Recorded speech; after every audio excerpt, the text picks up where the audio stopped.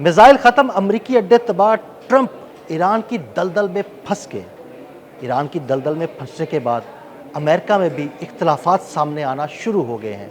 इस सारे मामले पर आमिर रज़ा से बात करते हैं।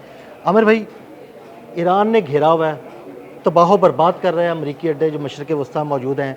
अमेरिका के पास असलहा मिसाइल ख़त्म होना शुरू हो गए हैं। इसके बाद अमेरिका के अंदर से इख्तलाफात की खबरें सामने आ रही हैं। ये खबरें क्या हैं? देखिए, जंग के दिनों में सबसे ज़रूरी ये होता है कि आपका मुल्क मुत्तहिद रहे, और इसका तजर्बा क्योंकि हमें भी है। और 65 की वॉर के हवाले से बहुत सारे लोग कहते हैं कि उन 17 दिनों में चोरी चकारी ख़त्म हो गई थी। हाँ जी, बिल्कुल। यानी कौम इस तरह से यकजान हो जाती है। और अभी हमने 40 रोज़ा जंग जो कि ईरान अमेरिका वॉर थी, उसके अंदर भी देखा कि पूरी ईरानी कौम जो है वो मुत्तहिद हो गई। लेकिन आपको अमेरिका के अंदर इसकी डिवीज़न नज़र आ रही है, जिस पर आपने ये कहा भी कि ये दलदल में फंसता चला जा रहा है। देखें, कल भी जो वोटिंग हुई है सेनेट के अंदर, उसमें रिपब्लिकन्स ने डेमोक्रेट्स को वोट दिए।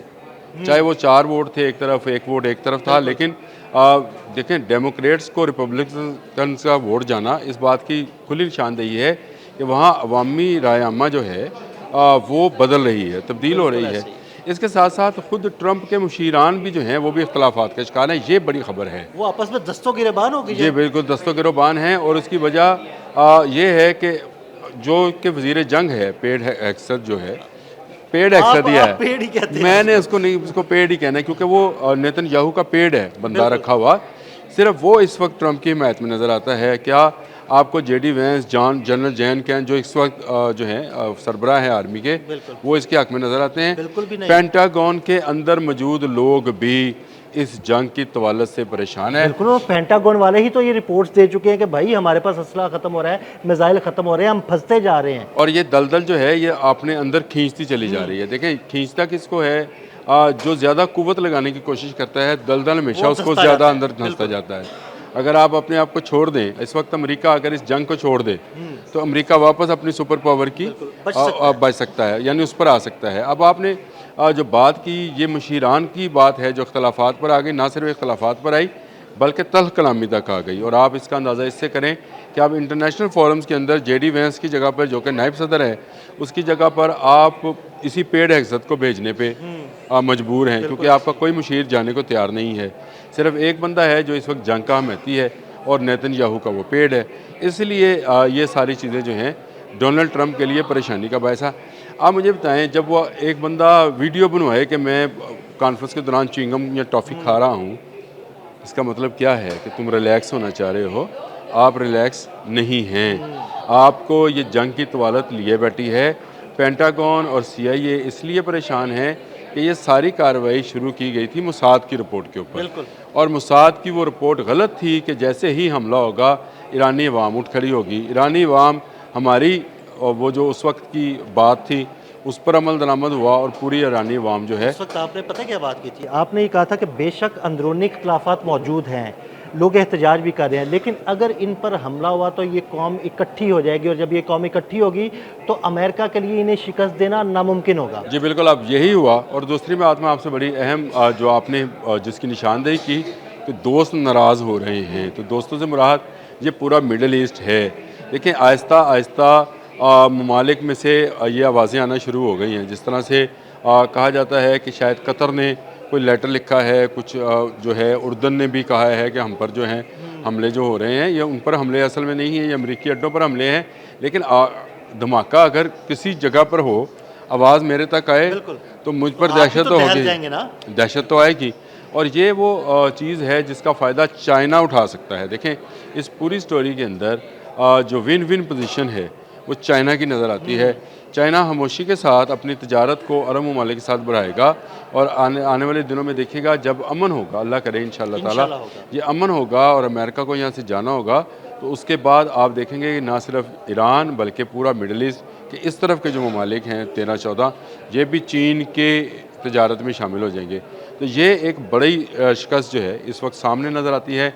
अड्डे जो तबाह हुए, तो फिर आप उसकी तफसील जो है आपको मुझसे भी ज़्यादा पता है कि कौन कौन कोई अड्डा बचा ही नहीं। मैं तफसील क्या बताऊं, कोई अड्डा बचा ही नहीं। यानी इन 8-10 ममालिक में जो अमरीकी अड्डे हैं, उस पर एक के बाद एक कोई जो है शेख ईसा एयरबेस है, कोई अली अल सालम है, अली अल सालम अल-अज़रॉक है, अहमद जाबर है। बिल्कुल। तो जितनी एयर बेसिस हैं वो सारी तबाह हुई। फिफ्थ फ्लीट का जो उनका बहरीन के अंदर अड्डा था, उसको तो शायद वो जिन्हों से पंजाबी च कहने तुड़ बना लेता है कि जब दिल चाहता था उस पे हमला कर देते उसको चपेट मारनी। जब भी आपने मतलब अमेरिका को गुजरते मारना है, गुजरते हुए तू की करना बैठा। हाँ, उसको चपेट मार दी।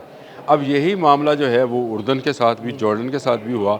और जॉर्डन में तो आमिर भाई पिछले कुछ दिन से मुस्तकिल हमले हो रहे हैं। देखें, आपको ये हमले और भी नज़र आएंगे। इसकी वजह यह है कि आहिस्ता आहिस्ता आपकी दिफाई कुव्वत कम हो। अमेरिका की जो हम कह रहे हैं ना कि अमेरिका की इंटरसेप्शन की कुव्वत जो है वो कम होती चली जा रही है। ईरान इस मामले में बड़े बेहतरीन तरीके से खेला है। अब वो उसके कमांड एंड कंट्रोल सेंटर्स को, उसके नेविगेशन सिस्टम्स को, उसके रडार सिस्टम्स को, उनकी उन चीज़ों को निशाना बना रहा है जो आपने हमस के बाहर मौजूद अमरीकी बहरी बेड़ों को कम्युनिकेशन और वो चीज़ें देते थे। देखें ना, आज सुबह ही मैंने बात की थी कि उसका P-8 जो है, जो शिकारी है इसका आबदोज़ों का, उसको तबाह कर दिया गया। उसका दावा पासदारानी इनकलाब ने किया है।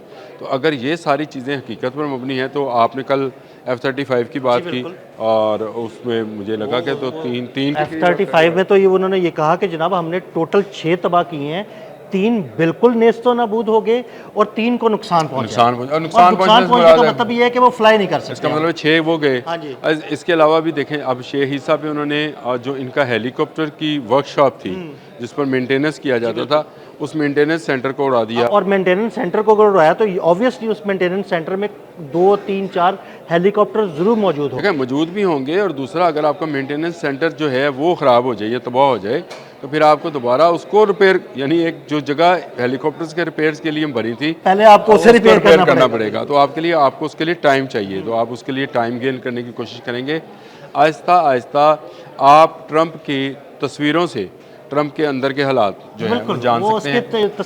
तस्वीरें देखें ना तो उसके चेहरे पर परेशानी के आसार बिल्कुल मैंने आपको वो चिंगम वाला या टॉफ़ी वाला जो वाक़या है वो बताया है।